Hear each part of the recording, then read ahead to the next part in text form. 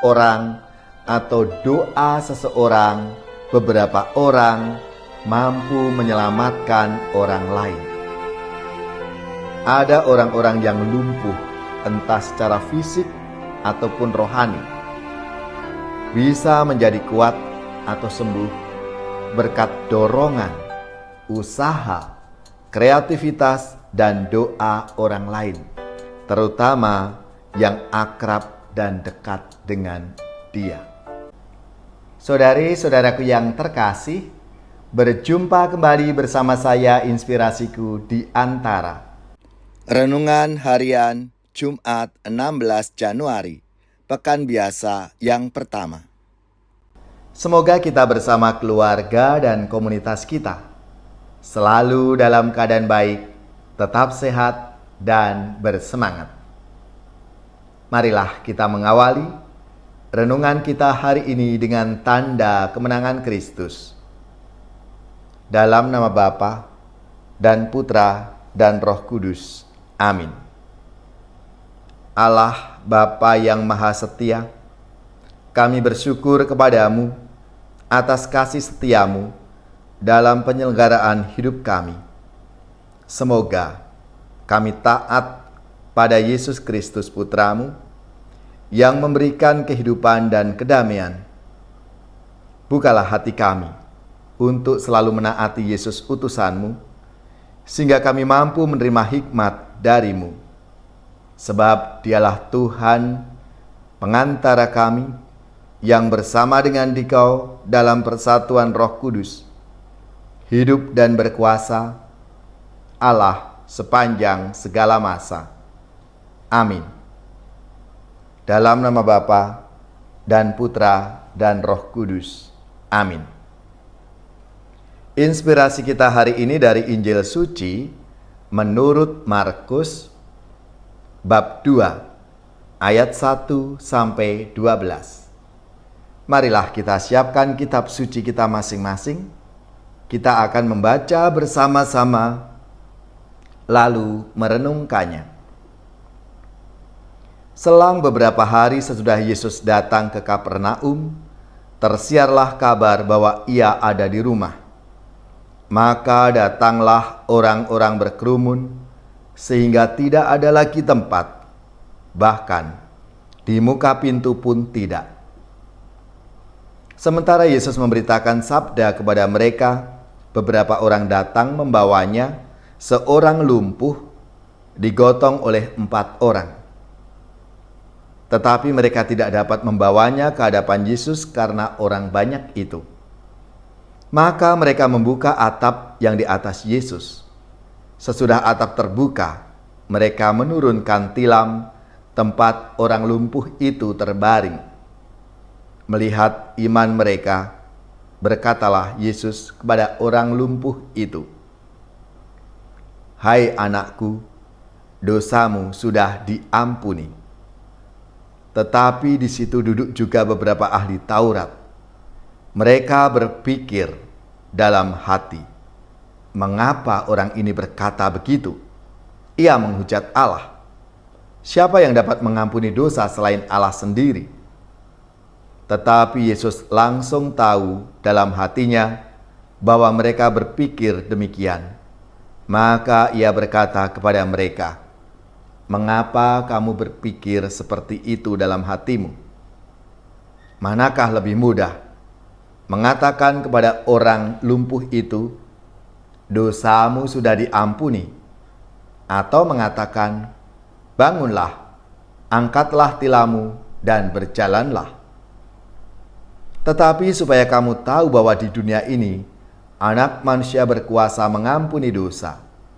Lalu berkatalah Yesus kepada orang lumpuh itu, "Kepadamu kukatakan, bangunlah, angkatlah tempat tidurmu, dan pulanglah ke rumahmu." Dan orang itu pun bangun, segera mengangkat tempat tidurnya, dan pergi keluar di hadapan orang-orang itu. Mereka semua takjub, memuliakan Allah, katanya, "Yang seperti ini belum pernah kita lihat." Demikianlah sabda Tuhan. Terpujilah Kristus.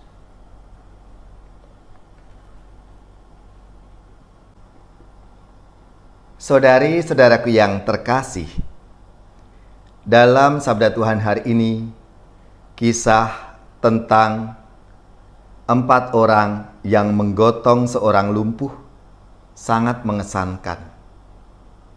Karena mereka, orang lumpuh itu dapat bertemu dan disembuhkan oleh Tuhan Yesus. Keempat orang ini sangat gigih dan kreatif. Mereka berusaha agar orang lumpuh ini bisa dibantu.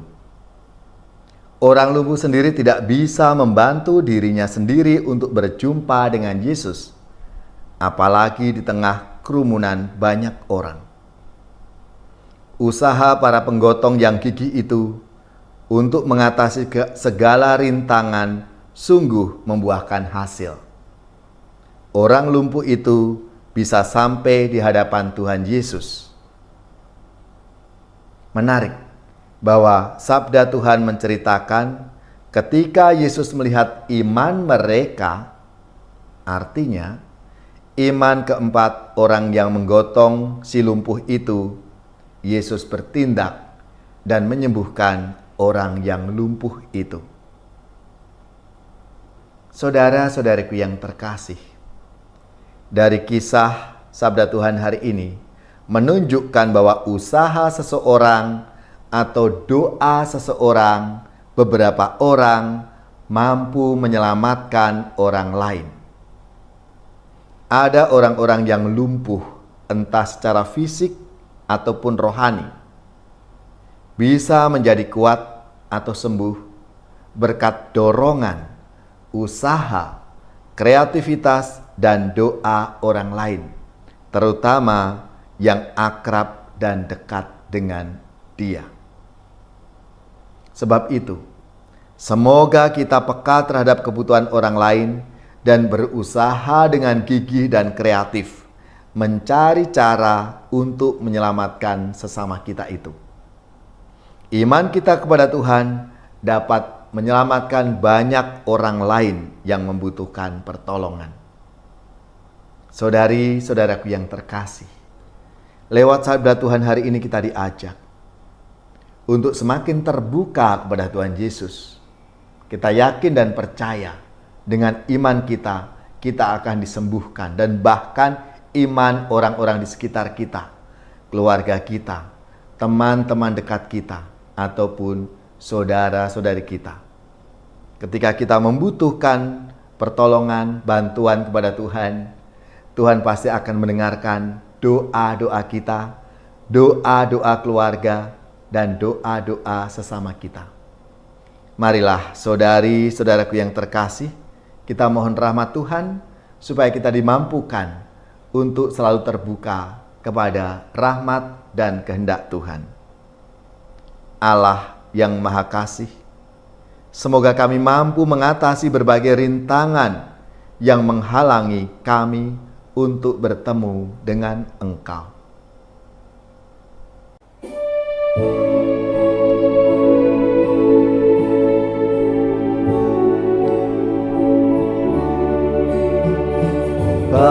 Bahagia manusia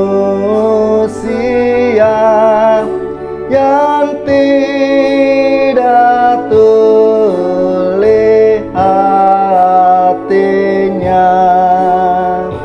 yang mendengar sabda Bapa, tekun melaksanakannya. Sabda Tuhan penuh daya, yang tersesat dipanggilnya, disembuhkannya yang luka, yang mati dihidupkannya.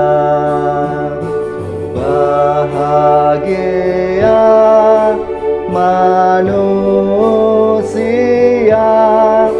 yang menerima sang sabda, sabda yang sudah menggema dalam wujud manusia. Terpujilah, oh Sang Kristus, sabda kekal dan penebus, kebenaran, kehidupan,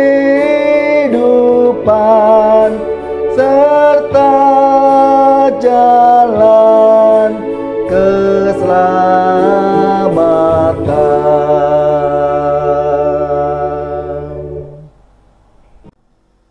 Saudari-saudaraku yang terkasih, marilah kita mengakhiri renungan kita hari ini dengan mohon berkat Tuhan.